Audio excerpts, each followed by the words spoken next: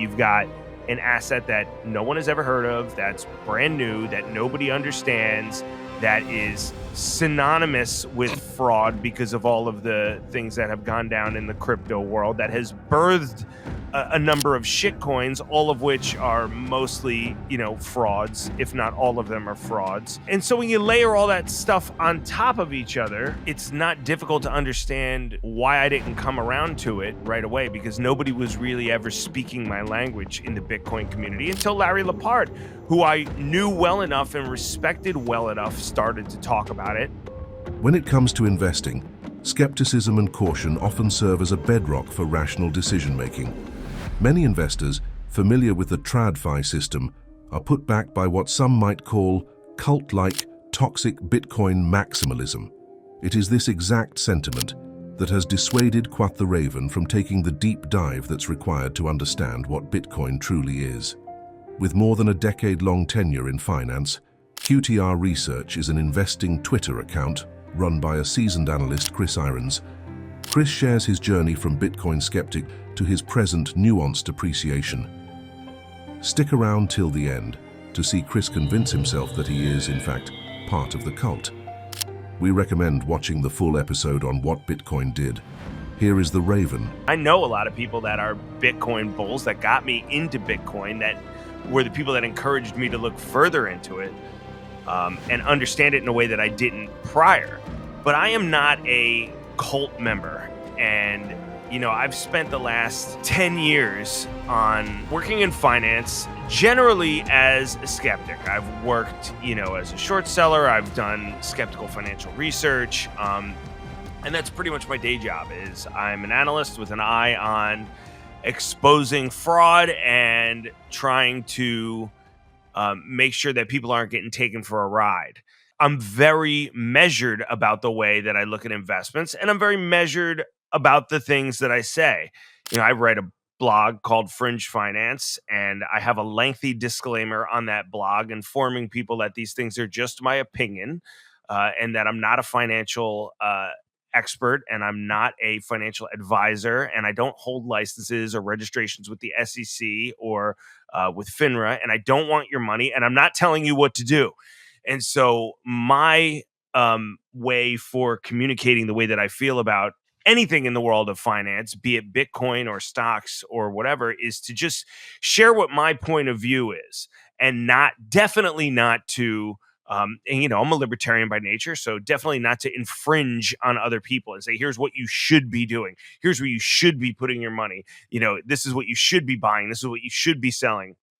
Because that, I think when everybody dabbles in the world of finance for the first time, you do that. You tell your uncle or your cousin, hey, I've got the tip. I know the thing that's going up. Or you run your mouth on the internet, and then immediately you wind up with your tail behind your legs. The problem is, as everybody knows, when it does well, no one gives a shit and nobody says thank you. And when it does poorly, everybody somehow comes around to tell you to go fuck yourself. And so it really is a lose-lose proposition, on top of the fact that that there could be legal implications too if you're really verbose about it. And so my default setting is to be very conservative with the way that I speak about things that I personally invest in. Like, I have no problem writing about things that I invest in personally, because that's what I'm investing in personally. And so if I get smacked, then that's on me, and it's my money and whatever. And if I do well, then that's also on me. The cult kept me from Bitcoin for a very long time. There's a lot of unsophisticated retail investors that are that push Bitcoin on the daily. They do shove it down your throat. There is a lot of hubris. There is a lot of behavior that, to me, elicits a visceral response that says, get as far away from this thing as possible. And that was a lot of the prevailing sentiment from the get-go. When I tuned in to watch Max Keiser debate Peter Schiff in 2019 or whatever, or 2017, whenever it was, when they did that debate on that stage somewhere, my thought process going into that was, okay, let's examine the merits here, because I'm a huge gold bug. And so my thought process was, let's examine the pros and the cons of this Bitcoin and give it a fair shot, because I'll listen to both sides of any argument. I couldn't wrap my head around the elegance of the network and Look, I was a computer science major for a quarter at school before I decided I would rather focus on drinking beer. I understand what decentralized and peer-to-peer meant, but I didn't really understand how Bitcoin and the network kind of worked in tandem, like kind of puzzle pieces fitting together. I didn't really get that. But I figured I would log on and watch this debate to see what I could take from it and start to kind of shape my opinion on things. And what I saw, Max Keiser acting like a fucking lunatic. And look, there's some people that's their cup of tea. And Max will say he's got a great point. And so he was just being eccentric about it and he can act the way he wants because he's worth more money than God. And he found Bitcoin at, 1/1 trillionth of a cent or whatever. Fine. But for me, there's no amount of being right. And there's no amount of knowing that I'm right. That is going to turn me onto that behavior it's going to make me go, yeah, this guy looks like he's got some great points. It's more like this guy looks like he's on cocaine was the first thing I thought of. It's just funny. You see him up there hooting and hollering and shouting and screaming and shrieking and sweating and pacing and panting. And Peter Schiff's up there in a suit and he's trying to have a coherent, cogent discussion about the pros and the cons. And for me, that combined with the behavior and there's still people, even now that I've come out and I've written this article about why I've taken more of a liking to Bitcoin, there's still people online over the last week telling me, I'm an idiot and go fuck yourself and you need more and you need 100% allocation and you need this and you need that. And so there really is unsophisticated kind of, and I'm as unsophisticated as they come. Okay. I am a 41-year-old single man that lives in a 390 square foot apartment. All right. I'm not saying I'm fucking like Mr. Manners over here. But as it comes to investing, if you want to catch my attention and you want to whet my appetite, I prefer a careful, slow look at things. And for me, it takes me a while sometimes to understand new concepts and new ideas. I realize this isn't me in grade school building my first Apple IIe anymore. I'm 41. There's a lot of things that I'm getting to that age where technology doesn't catch on automatically the way that it used to. I won't sit here and talk into my remote like everybody else does on their TV. I'm like, the guide's perfectly fine. I'll use the guide, or like the Apple Vision Pro. Like, you'll just never see me walk. I don't care how standardized those become. You'll never see me walking around with a pair of those things on because I just think you look like a dildo. And so I'm at that point where I'm starting to deviate from the world of technology and not necessarily catching on to things automatically like you do when you're like all these fucking crazy maniac freaks out there that are all Bitcoin maximalists and advocates. They got it right away because it was just obvious to them. Well, I'm a fucking senior citizen now. Okay. And that was me 20 years ago when I was telling my financial advisor to buy Apple when it was at $7 pre, 10 splits. And the company was on the verge of bankruptcy. And he was telling me I should buy Palm Pilot. Today's video is sponsored by Stampseed. Don't store your Bitcoin in cold storage without stamping your seed phrase on an indestructible titanium plate. Stampseed is fireproof, rust-proof, impact-proof, and easy to hide. It has no loose parts and will give you ultimate peace of mind that your Bitcoin is safe and sound for the long term. Click the link in the description below for 15% off your stamping kit. Welcome to Bit Intelligence. We are committed to bringing you top-notch Bitcoin-only content, twice weekly. Doing this is quite a lot of work. If you are enjoying it and you'd like to support us in making more of these videos, subscribe to our channel and hit that bell icon. If you are willing to go a step further, consider contributing to our Lightning wallet on Keiser to help us get the funding we need to keep bringing you these videos.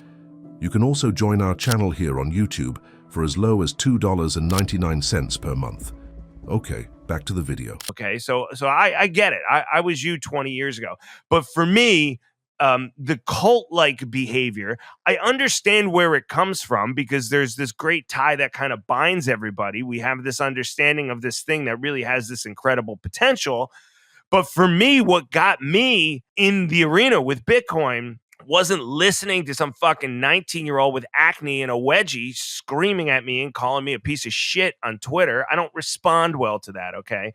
For me, it was listening to fucking, 15 hours of Michael Saylor fucking talking circles, and then listening to Safe Dean on Lex Friedman for 4 hours while I was out running one day, and then reading parts of the Bitcoin Standard, and then, looking into it further and watching YouTube videos and taking it slow, and so for me, for something to catch on, I really need to be able to wrap my head around it. And I can't tell you how many stocks over the last 10, 15 years I've written about or read about where I've said, I don't get this. It's in an industry I don't get. I don't get biotech. I don't know how to read clinical data.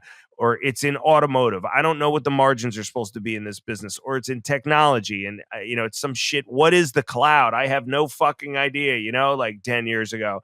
Or if it's in whatever, if it's in geothermal energy, I don't understand how it works. Can somebody explain it? For me, I have to have a ground up approach to understanding things, because if I can't wrap my head completely around it and feel like I understand everything or almost everything about it, it's very difficult for me to take it on, because I like to objectively lay out the pros and the cons of anything, any kind of asset, any kind of investment. And if I don't understand it 95%, it's really difficult for me to conceptualize the pros and the cons together. So my style is slow, especially, of course, and then you throw on top of that what? You've got an asset that no one has ever heard of, that's brand new, that nobody understands, that is synonymous with fraud because of all of the things that have gone down in the crypto world, that has birthed a number of shit coins, all of which are mostly, frauds, if not all of them are frauds. And so when you layer all that stuff on top of each other, it's not difficult to understand why I didn't come around to it right away, because nobody was really ever speaking my language in the Bitcoin community until Larry Lepard, who I knew well enough and respected well enough, started to talk about it. And that's somebody who, okay, when he talks, I listen to him. I know he's a person of integrity. He's he was patient with me. He was careful. He took his time in how he described it. I was listening to him on Palisades Gold Radio talk about it and just making analogs with the invention of the internet. And I'm like, all right, something is starting to sink in a little bit differently now. In addition to watching all of these investors who I respect, Lynn Alden and Luke Groman and Paul Tudor Jones, and there's a number of them, kind of succumb to Bitcoin. And the price goes up and the price goes down, but the fucking thing's not going away. And it's 14 years later now. And so all of those things pique my interest. Like, all right, well, what really is going on here? In some way or another, everyone knows there is a deep problem in our society. Trying to understand Bitcoin helps you ask the right questions, leading you to the place where that deep problem originates. Once you see it, you can't unsee it. Don't forget to like and subscribe, and we'll see you next time.